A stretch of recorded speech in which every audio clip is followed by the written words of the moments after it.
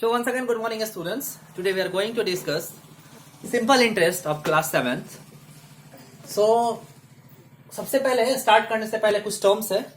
So we have to understand all terms related to simple interest. So dear, simple interest it means साधारण ब्याज. Okay.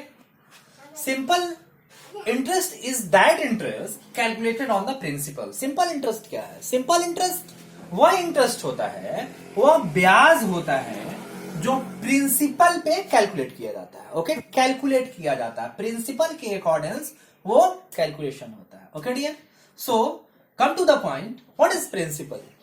So money that is borrowed by borrower from the lender. वह पैसा जिससे हम लेते हैं, okay, वह पैसा जब हम किसी से लेते हैं, वह पैसा प्रिंसिपल कहलाता है. Next, interest. Interest means one thing, principal को हम सम भी बोलते हैं. Okay, sum. Next one is interest. So additional money paid by the borrower to the lender for having used his money. It means जो extra amount जो paid किया जाता है, मान लीजिए हम किसी से पैसा लेते हैं और जो एक्स्ट्रा अमाउंट पे करते हैं, सपोज दैट रामलाल ने 1000 रुपीज श्यामलाल से लिया. ओके डियर, और आफ्टर 2 years उसने श्यामलाल को 1500 रुपीज देता है.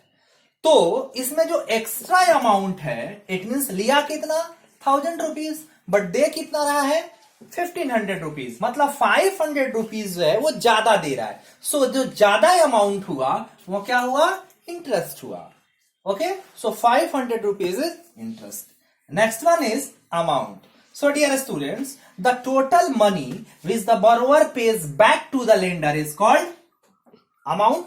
It means amount, one thing is here, amount में क्या होता है, इसमें प्रिंसिपल प्लस ESI, मतलब जितना पैसा आप लिए हैं और उसका जितना इंटरेस्ट होता है, दोनों मिला करके जो देते हैं वो अमाउंट कहलाता है. Okay dear students, so dear students, look example. Suppose that Mohan और सोहन दो लोग हैं. ओके, मोहन 2000 रुपीज सोहन से लेता है. कितने समय के लिए? टाइम, मान लीजिए 5 years. सपोज दैट 5 years के लिए लेता है. इसमें एक रेट आता है, रेट 2% पे लिया.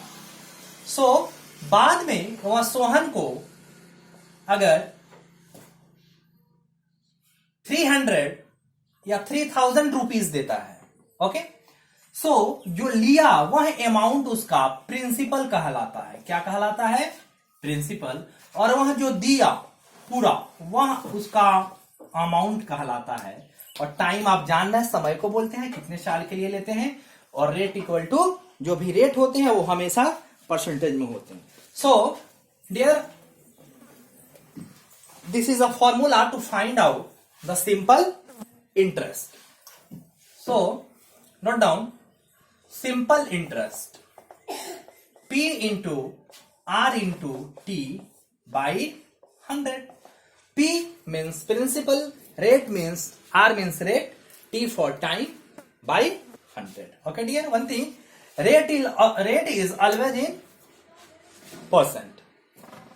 One thing, suppose that P is 5000 rupees, time 5 years, rate 5% per annum. PA बहुत इंपॉर्टेंट चीज है, this is very important. PA per annum, it means जो इंटरेस्ट है वो एनुअली क्रेडिट होगा. PA it means per annum, मतलब वो जो इंटरेस्ट होगा वो एनुअली क्रेडिट होता है. So we have to find out the simple interest. Okay, so these all things are put on this formula. Suppose P, so how much P? 5000.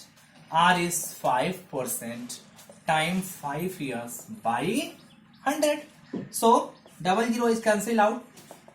So 50 into 5 into 5. Okay, dear? So 50 into 25. Okay? So 125 and 0. It means 1250 rupees is our interest. Is our interest, only interest.